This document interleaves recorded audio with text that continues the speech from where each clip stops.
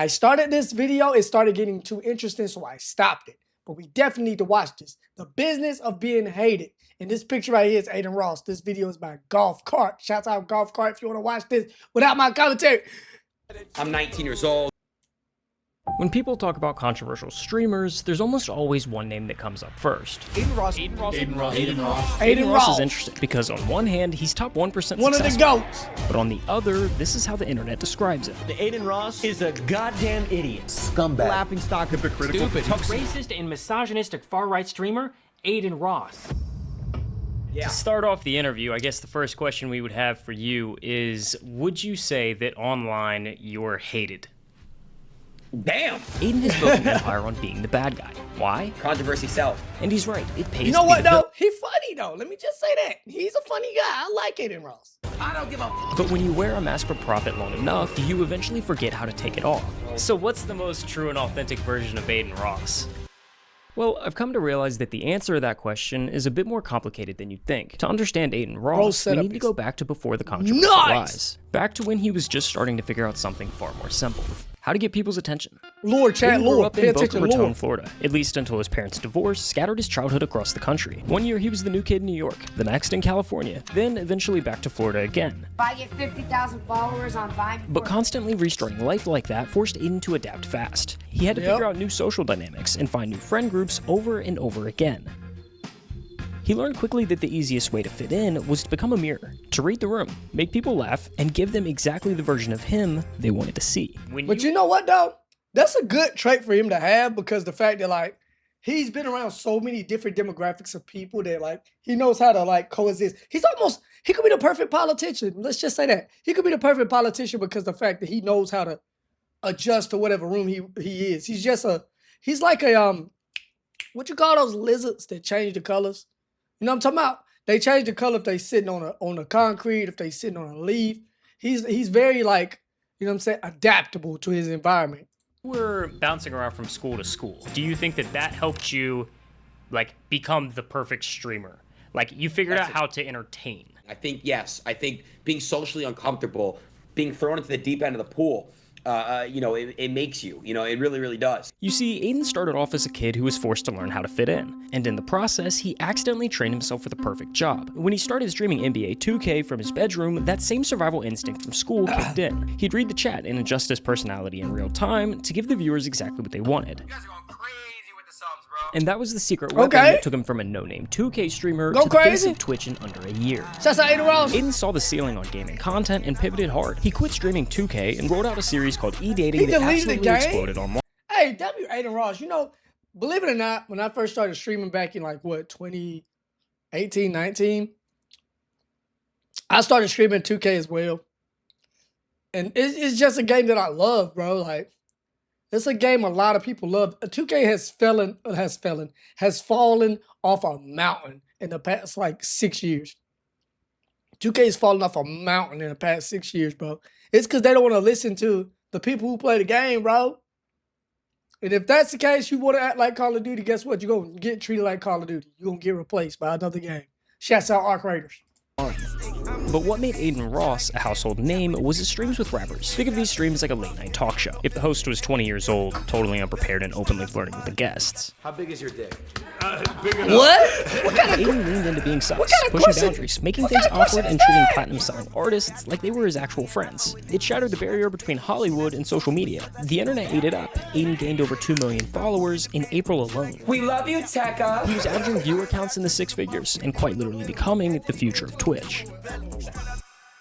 For a brief moment, Adin had it all. He was the face of streaming. He was suddenly friends with the influencers that Bro, I was watching content when Adin was at the peak of the game, bro. If you don't remember, man, you missed out. For real. I remember when Adin was at the peak, bro. Like, how people treat Kai now. Well, people hate Kai now for whatever reason, because he's been at the top too long. But how people treat Speed, this is how people treated Adin Ross for streaming, bro. Like, he was the prequel before Kai Cenat. Once adored. But that level of fame is dangerous, because once you have the attention of millions, you become a target for people who want to buy your influence. Deals that pay insane money, but always come with a catch. GG's. Think of it like a button. When you're the face of a platform like Twitch, it's as easy as pushing this button and a few $1,000,000 pop out. The problem is, the people writing these checks usually come from some shady places. It's dirty money. Every time you press that button, Not you dirty sell a piece money. of your reputation. You invite the backlash in, and half the world learns to hate you just a little bit more. The media hates me, bro. The mainstream media hates me, bro. Most creators keep their distance. They see the money, sure, but they look at the cost and they walk away. And for a while, Adin didn't risk it either, because at that point, Adin was widely known as the edgy, funny guy. When he came onto the scene, he ruffled feathers, but people loved him for it. But that button gets a lot harder to ignore when you grow up with nothing. People think that like I had it very easy my whole life. We were financially stable, medium class, up until about senior year. It got really hard for us. And you know, I would go literally some nights without eating dinner. He realized he could make every single one of those problems disappear forever. All he had to do was push the button. Let me say something. When he said medium class, I grew up kind of medium class as far as the environment I grew up in. Because I didn't grow up in the best neighborhood. But both my parents worked a job full time. And my mom worked for the state. But people don't understand the fact that I'm like still, you know what I'm saying? It ain't like I went to a nicer neighborhood. It ain't like I went to a nicer school. I still went to a ghetto school, bro. And my cousins are still on the lower spectrum of lower class, or I don't want to say it like that. That's offensive. But on the lower end of income. So I'm constantly around these people, and it's like, bro, like, that don't change the fact that I got to be around these people. I wasn't ridiculously rich growing up. My parents combined made about $100,000 a year, which means when you grow up poor, though, I'm gonna tell you this. Somebody said a video about this. When you grow up poor, you get assistance. You get assisted. My parents were on that borderline where they weren't poor enough to get assistance, but they weren't rich enough to not need it, which is crazy. You know what I'm saying? And people don't discuss that enough, bro. People don't discuss that enough. Let's go, come on. Let's go.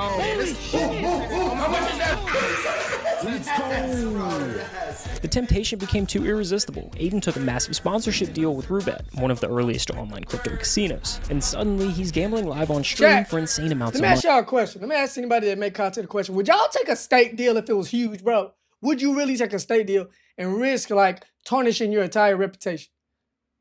Because I'm very against gambling, but I feel like if it started getting towards the tail end of my career, like I've done, accomplished everything, I don't know, I might end up taking a state deal. Cause I might say, look, this my last little year of streaming.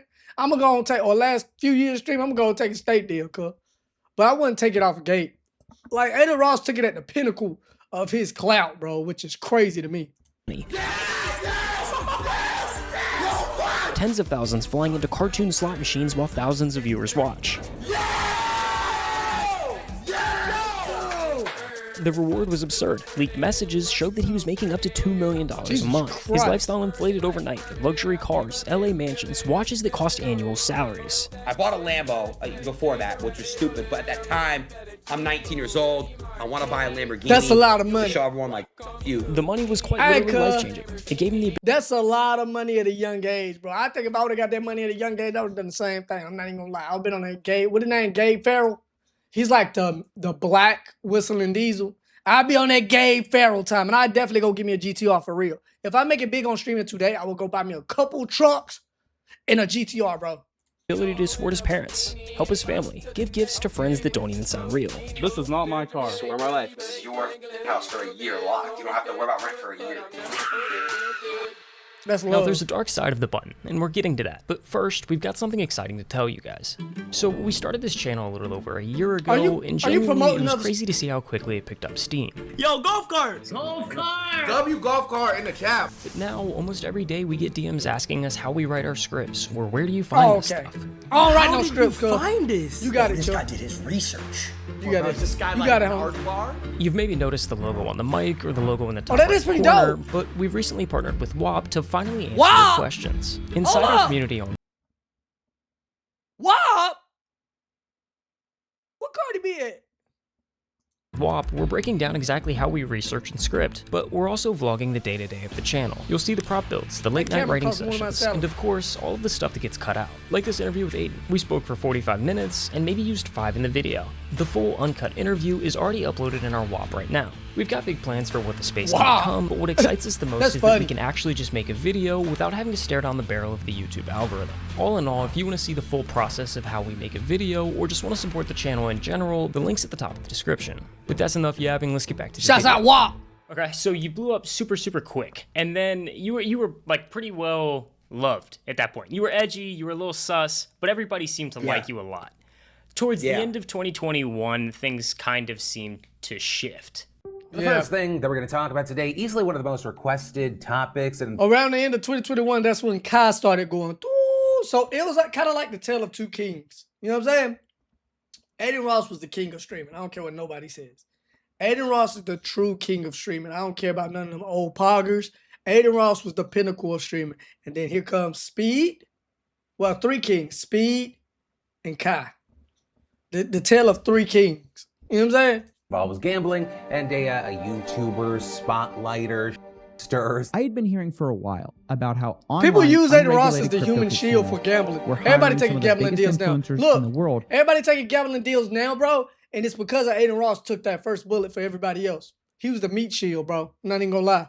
To promote them, and then would pay them for every fan they got to sign up. He's willing to do anything to just make money off the back of his fans and then laugh about it. You started to get some pushback from certain people, and Poggers. you weren't as well liked in certain circles. I don't know. Adin Ross, everything he has done is stupid. He knows what he's doing is f***ed up. You know but what? On the other hand, Poggers have their place, though. I wouldn't completely want to get rid of them because they're like a law and order to the whole streaming thing, and they're good for certain people, keep certain people out of the streaming community. But sometimes I feel like they overstep their boundaries, bro. I feel like they overstep their boundaries for sure. he's unwilling to stop doing it. I've just never seen this life-changing money in front of me in front of a table like that. You know what I mean? I get it. And you're 20. What was that first point where you started to notice that, and what did that feel like? The hate gets to me. I'm not gonna lie, because the hate's different now. It's just like a lot of people watch me, they don't even like me. It's weird. Honestly, at that point, I was like, as long as my friends and me are having fun, making good content, my community's happy, I didn't really care at that point. Most creators would panic here. They would apologize, pivot to save content, and try to win the internet back. But for whatever reason, the backlash did the exact opposite for Adin. For me, I kind of liked it. I liked kind of being, you know, not liked by the mainstream crowd. Yeah, after you know, a while, I like that a lot. Look, after a while, once you realize you can't make everybody happy, you're like, you start to embrace it. So it's like, bro, I feel like if I ever became big in streaming, eventually people would turn against me. And to be honest with you, I don't care because my whole life I've been not liked by certain people. So it's like, I don't care. I ain't never fit in anyways, dog. So it's whatever. I got a couple of homies that roll with me, but everybody else, I don't care what you think, cuz. I mean, you know what I'm saying? Well, how does it affect me in any kind of way? I'm still going to get my 8 hours of rest if I, you know what I'm saying? Regardless. Adin, quit now, and I will respect you. Can't quit now. Then I think then you're turning your head and making blood money. This was a defining Blood moment for money. Adin, because he realized that being the Taking it a villain little too paid far, better ain't than you, being big the dog? hero. So he doubled down. By early 2022, Adin traded in the Roobet deal for a massive partnership with Stake. Stake is a different beast entirely. It's a platform with pockets deep enough to headline F1 teams and Premier League jerseys. So when the pen hit the paper, the financial scale shifted instantly. Suddenly, Adin wasn't making life-changing money anymore. He was making you money. This is where the relationship between Christ. Adin and Twitch turned into a dangerous game of cat and mouse. On one side, you have Twitch, owned by Amazon, desperate to keep their platform safe for advertisers like Coke and Disney. On the other side, you have their biggest star, screaming at digital slots and continuing to test every rule in the book.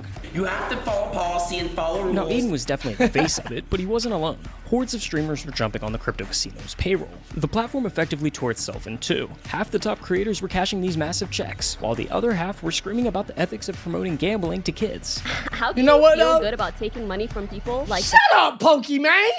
What you talking about? How you feel about taking money from people for some nasty cookies that's repackaged? You shut up. You ain't got no opinion in this. Back to the video, man. that? But here was the problem. Nobody was actually breaking the rules. Twitch couldn't punish Adin for something they allowed. Honestly, I would never promote gambling to my audience as of right now. But I ain't got that Adin Ross money. So, you know what I'm saying? So, they made some changes. They banned unregulated gambling sites entirely. Publicly, they framed it as a moral stance, protecting the kids from the addiction. But if you ask Adin, it wasn't about the morality. But you know what, Twitch? No, I'm about to call out Twitch now. And I'm streaming on Twitch, and it is what it is. If you're feeling froggy, leap. If you feeling froggy, leap. You know what I'm saying? How you gonna try to crack down on this gambling stuff on Twitch, but you okay with these girls having a piece of tape over their nips? You okay with these women having butt cheek, have a reflection of their butt cheek streaming, but you okay with that? Promoting that to kids. Oh, okay. Oh, all right. It was about the money. How did that all play out behind the scenes? So Pokimane, Hassan, they push for Steak being banned on Twitch. Okay. I was in the gym and I got a text from someone on my team. I don't Just like off either the phone one with of Twitch, them. they're not banning Steak, bro. No work. They banned it 30 minutes later. So they banned Steak. Why do they ban Steak? They banned Steak because Steak didn't want to cut Twitch in on a check. What does Twitch do? They go to NFL, they do a DraftKings deal worth billions of dollars. So if you go look at Twitch right now, you can gamble on Twitch. They didn't ban gambling. There's a misconception they banned gambling. No. Sounds like they banned casinos where they can't make money off of. They are currently monetizing off gambling right now. Twitch cut off Adin's gravy train, so he had to pivot. But he didn't go back to gaming, and he wasn't all that into the rapper streams either. So he reached out to the one guest that nobody else dared to touch. Kick! I see you all over everywhere. You're like the #1 person right now. You know, no dick suck, like, bro. Like, Yeah, relax, bro. I gotta post the it on internet's YouTube. mine, all of it. I took it all. In the span of a single summer, Andrew Tate had gone from total obscurity to being the most viral person on Earth. And Adin's first stream with him went absolutely ballistic. It averaged over 100,000 viewers and peaked at 266,118. Jesus This was Christ. the biggest stream that he had ever done. I can't even Bigger get than 26 Adin's, views. Bigger than the rapper streams. There was no way Adin wasn't doing another one. I've been streaming for a very long time. We're about to peak my most viewers ever had. Bro, like, But there was buy a a chest massive like a elephant in the room. Chewbacca. Jesus Andrew Christ. Tate was one of the most, Touch the if not hairy the most buddy. controversial person on the planet at the time. And because of that, he was systematically erased from the modern internet. Facebook, Instagram, TikTok, they all blacklisted him. However, Adin once again saw a loophole. Tate didn't have a Twitch account, so technically there was nothing to ban. And no one had explicitly written a rule saying you couldn't talk to him on stream, so while the rest of the world was deplatforming Tate, Adin rolled out the red carpet. Can you hear me? Yeah, do you hear me? For the rest of the year, he milked that loophole for everything it was worth, even flying across the world to stream with Tate IRL. I'm top G2. No, you're not. But in January of 2023, the cat finally caught the mouse. Twitch had seen enough and slapped Adin with his 7th ban from the platform, a massive 30-day suspension from streaming. To the executives, it was a disciplinary timeout, a warning shot to force their unruly star back into line. But for Adin, sitting in silence for a month, locked out of his empire, it didn't feel like a lesson. It felt like an attack. It radicalized him. He realized that Twitch wasn't just enforcing rules, they were rewriting them. That's And in my doing alarm to so, wake up they and were trying to stream. take away his button. I beat the forever. alarm. Adin was done playing love games. He was done with the censorship, and luckily for him, there was something being built behind the scenes. You see, when Twitch banned the major gambling sites, they really pissed off the founders of Adin's old sponsor, Steak. Eddie, the CEO of Steak and Kick, he says, all right, you know what? F that, let's boss up. Makes a streaming platform. Eddie Craven, who happens to be the youngest billionaire in Australia, decided to Christ. step into the ring with Twitch. He wrote out Kick. Kick positioned itself as the antidote to everything wrong with the streaming industry. It prioritized creators over corporate advertisers. It promised total creative freedom, stripping away the strict guidelines that had suffocated streamers for years. But I talk a lot of junk about Kick. What's up, Jesse? I talk a lot of junk about Kick, bro. But I understand what it's trying to do. I just feel like the creators over there give it such a bad taste in the mouth for me. I like some kind of law and order to things. I don't like how people, I don't like the Chinese Somalis. I don't like the people that's doing crazy. I don't like the Jack Dohertys. I don't want to be associated with any platform that's associated with them. I'm not even going to lie to you, cuz. platform with no users is useless. They needed someone big enough to drive real traffic to the site. My original deal before I got banned on Twitch, which I think was like, what, 2 weeks after I came to Kick? It was something like that. It was like close. a month. I was supposed to go on Twitch. Obviously, funnel from Twitch to Kick. Twitch didn't like that. That was a big no-no. They took me out, and that was it. After the 30-day suspension cleared, Adin began dual streaming. He would go live on Twitch, talk to his 7 million followers, and tell them to migrate over to Kick for the real content. every 2 but days. he knew he needed a hook. I stream on He needed TikTok to most show of the them time, that bro. I Kick was ain't gonna lie. different. So he went on this absurd marketing campaign to test every limit he could imagine. Recently, there's been this unholy floodgate, Look at like Moist a dam Critical. I that's like Moist broken in the Critical. That's my mind boy. of Adin Ross's brain, that's led to him making the worst decisions imaginable over the last couple months. What the f is going on? He pulled up Pornhub live on stream. He tweeted things he knew would incinerate his reputation in the mainstream, including the infamous two genders tweet. It did kind of seem like for a minute he you going too far leaned now. into the villain role. Do you think that's a fair and accurate assumption? I do. I remember this like On TikTok, I do gaming. Over here, I just do reactions to videos. So like, what's going on in the streaming world and stuff like that. it was yesterday. I went over to Kick, I made a tweet, and I said that there are two genders. A lot of people hated me for He that. said what he A lot of said, people Cook. were for that. Stay on business, and Adin the Ross. entire world really went at me for that. But Adin wasn't stupid. He knew exactly what he was doing. I had to kind of say and do some crazy to make Kick pop. I literally might have 2 people in this room this week on stream. Suck my fucking nuts! Ah! Stop it! Twitter. Well, she you guys has are the no- reason why oh the my internet is gosh, it was soft. deep Stop! talking something. Bang! He was proving a point. On Kick, you can't be canceled. There's no terms of service over there. You guys can say whatever you want on my chat. Nobody can get banned. But on Twitch, you definitely can. This is cancel. Nah, because I ain't got no concurrent viewers like In late that, big February dog. 2023, amidst the chaos of his marketing rampage, Twitch had seen enough. They issued his 8th ban. This time, it was I ain't got the permanent. concurrent viewers, homie. A lot of the people on the Kick side of things loved it. And they kept, endorsing it a little bit like, oh, yeah, you got it. We love it. We love it. Controversy sells. And it did. And Kick is very successful because of that. So The bridge was burned, but Adin was standing on the other side, holding the match and laughing. He had successfully migrated his audience. Kick's user base exploded, growing over 400% in months, largely off the back of Adin's controversy. facts. By mid-2023, Adin Ross had achieved something that is You're right. statistically You're right, impossible in the influencer right, economy. He had been banned, deplatformed, and labeled a public enemy, and yet he was bigger than ever. too far. I don't give a cancel me. I don't give a In any other story, this is the part where the creator gets humble. They apologize. They try to rebrand to save their career. Did you feel like that backlash was like deserved? No, I don't. I think that the things I say and the things I do is what 90-something% of the streamers and the online people say off camera and do off camera. He realized that on he Kick, might be there right were no about that. referees. He had equity, he had a contract, and most importantly, he had an audience that followed him because of the chaos, not in spite of it. He was technically uncancelable. So instead of pivoting to safety, he started treating real life like a side quest. He launched a boxing promotion company cleverly named Brand Risk. He saw the massive numbers in influencer That's fighting and crazy. decided he wanted to own his own league. Netflix most valuable promotion, Jake Paul versus Mike Brand Tyson risk. mega event, makes history with over 108 million live global. My goal one day is to get famous enough that I can do a boxing match on Brand Risk. I'll fight Neon or Jack Doherty. Viewers. This was his crack at trying to build a billion-dollar business that could outlast his streaming career. I launched a brand. My Brand Risk brand. He revamped the rapper streams at the highest of levels, bringing on names like 21 Savage and Playboy Cardi. He pulled off the biggest stream of his life, an interview with Donald Trump that peaked at over 580,000 viewers. He was untouchable. But when you beat the game at 22 My years alarms old, keep going you off. run into a new problem. It's not cancellation, it's boredom.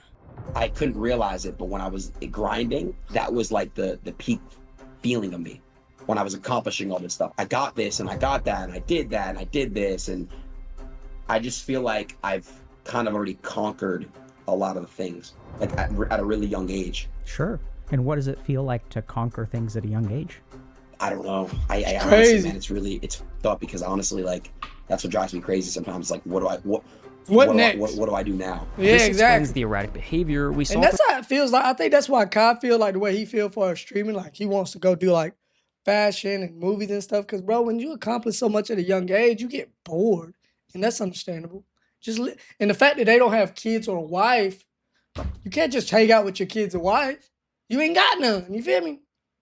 At least not that I know of. Throughout 2024, the cycle wasn't about him trying to change and failing, it was about him trying to feel something. He would announce that he was retiring, then come back a week later. He would say he's moving back to Miami to find his roots, then fly back to LA. He would swear off gambling, claim that he was done with the toxicity, only to sign a new deal with Stake or Rainbet just months later. To the audience, it looked like a struggle for his soul, but to Adin, it was just content. Every time I have trauma, I put it in my back of my brain. I'm very desensitized. My brain is very desensitized. He had pushed the button so many times that the lights didn't look as bright anymore. It's super hard for me to sometimes feel things. I don't know. It's almost like I'm emotionless. And like, I feel like I beat the game. And that's a dangerous Oh, place Lord. to be. Because when the normal throw wears off, you have to raise the stakes just to feel the pulse. Literally, You stakes. said that a lot of people can't hate you online because they don't know the real you. And at the time, you definitely said that you were leaning into the villain role. have you pulled back from that villain character?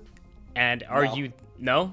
Nah, So, I love being the villain. So what's the most true and My authentic auto version of moderator is Adin disturbing Ross? you. I think now. I think the fact that I would do a stream with 6ix9ine if he calls me up tomorrow. I think the fact that I would do a stream with anybody. I would do a stream with Jeffrey Epstein if he was still alive. Just a question. I'll do a stream with Diddy. No, I'm not joking. People that genuinely have been completely stripped from platforms and affected in their real life, they deserve some chance of speaking. They deserve some way of talking. I understand what he's trying to say. I don't have to like you, but I think I understand what he's trying to do, but it's